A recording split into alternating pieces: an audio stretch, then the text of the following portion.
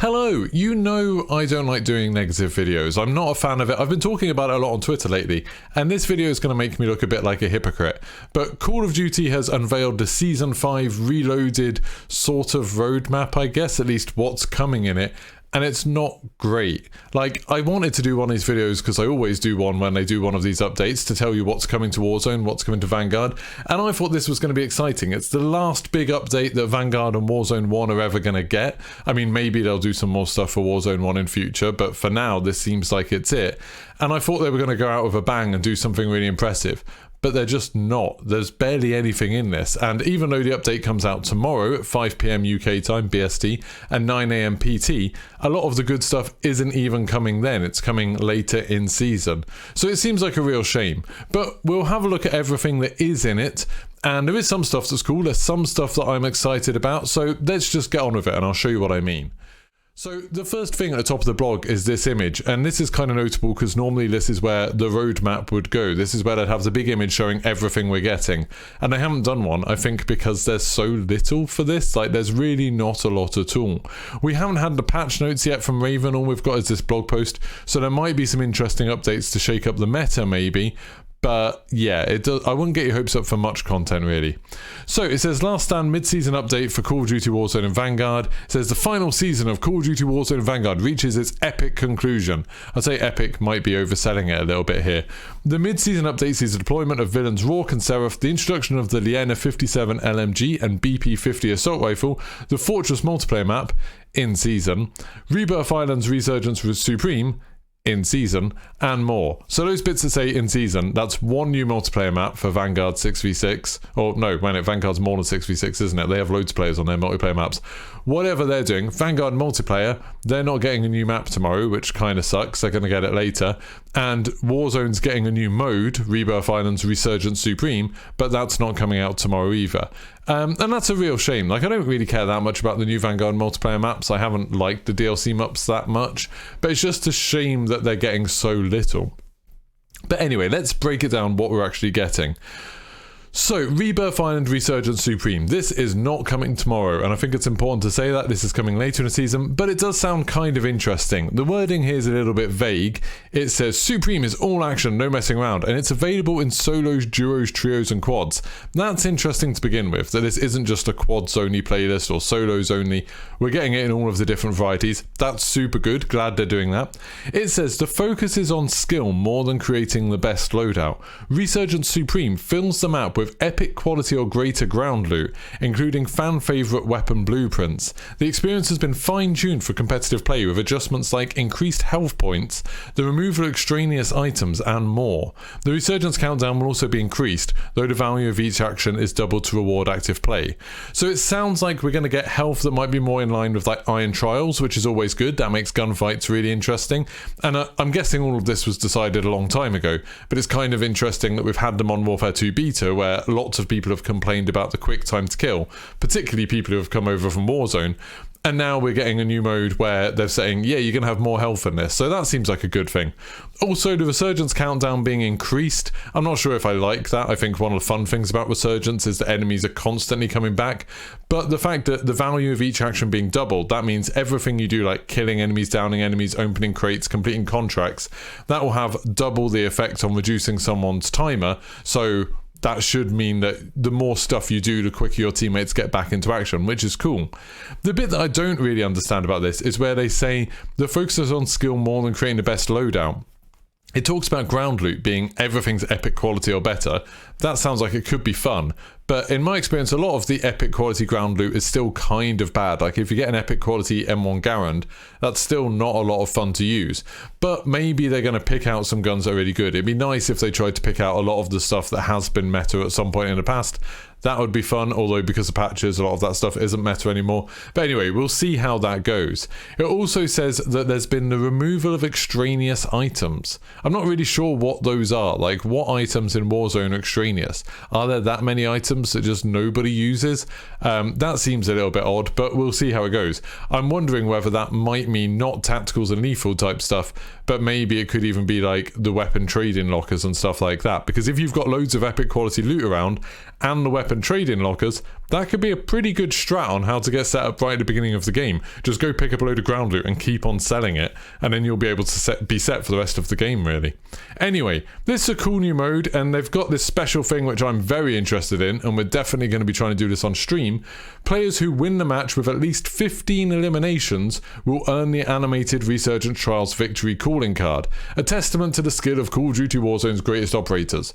The most kills I've ever had in a game of Warzone has been 14 kills, so now I need to try and break my personal best and win the game to try and get away with 15 kills. That's going to be exciting. I'm going to really enjoy trying that. Like, that sounds like a fun challenge. I'm glad they've been doing this kind of stuff where you get a special calling card if you complete a fairly difficult challenge in each of these, you know, like the, 25 Titanium Trials wins and stuff like that. I'm excited about that. Like, that's pretty cool. It's just a shame that it's not tomorrow. Instead, it's coming later in season. Hopefully, they don't take too long to introduce it, because I am going to Disney World in a couple of weeks, and I don't want to miss this. Anyway, they also said, which I don't think is very exciting at all, deploy to your favourite playlists. They're bringing some old playlists back. They said fan favourite returning playlists, but it says there, like, Clash, Golden Plunder, Payload. Are those fan favourites? I'm not sure. Maybe some people really love them. The people that I speak to didn't really seem to enjoy those very much. It says Fortunes keep resurgence. I thought we literally had that in the game today. Like, that seems really strange that they're listing that alongside the others. I thought that was just something we got a lot of the time. It's a shame we're not getting stuff like Titanium Trials in this, you know, something that people really, really enjoyed. Or, you know, why aren't we bringing a Krampus back? Everyone had a great time with that. That'd be really cool. Especially Benny Central.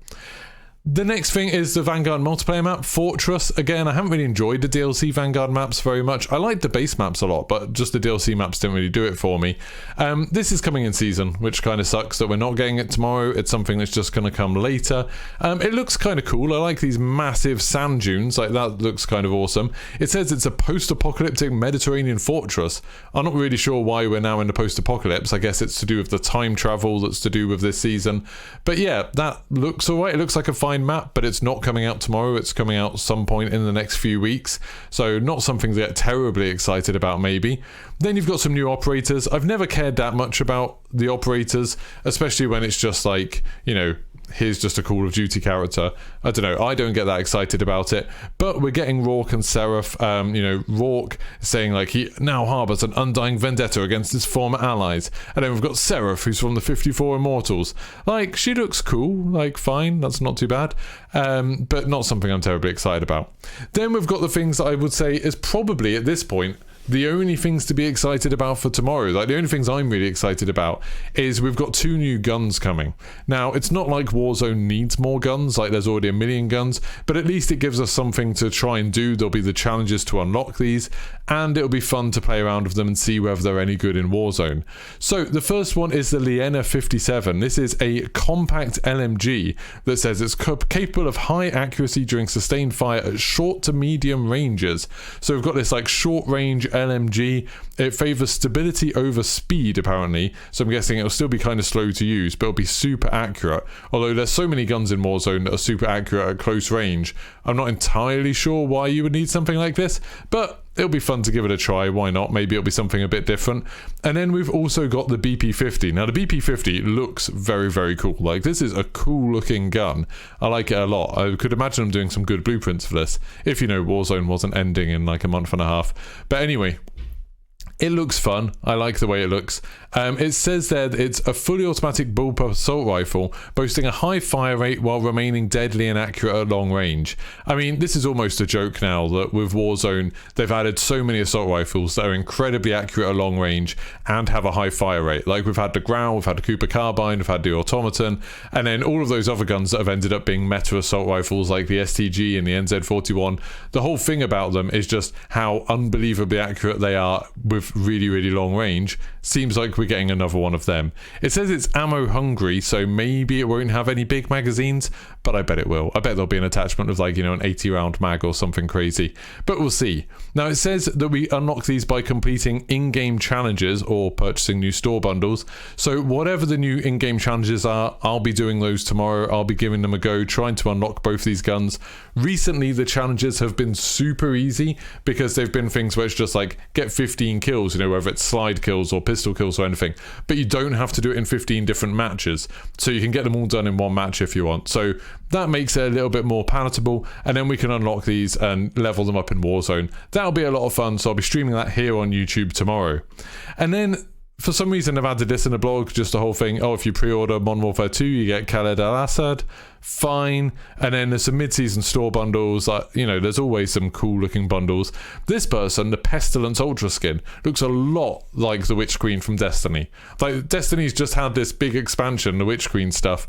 It looks a lot like it could be something out of the Witch Queen or something to do with the Hive.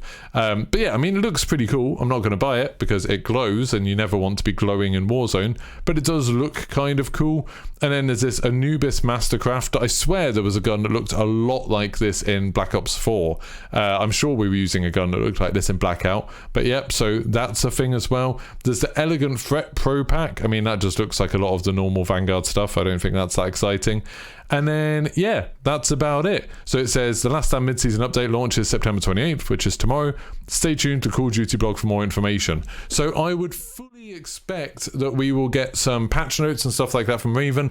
That might be a little bit more interesting maybe when they tell us what they're changing with balance and stuff. But it's just a shame that we're not getting any new big events. It doesn't seem they're not even hinting about events to sort of finish off Warzone 1, which would be absolutely awesome. It doesn't seem like we're getting any new points of interest. They're not doing anything else with the volcano.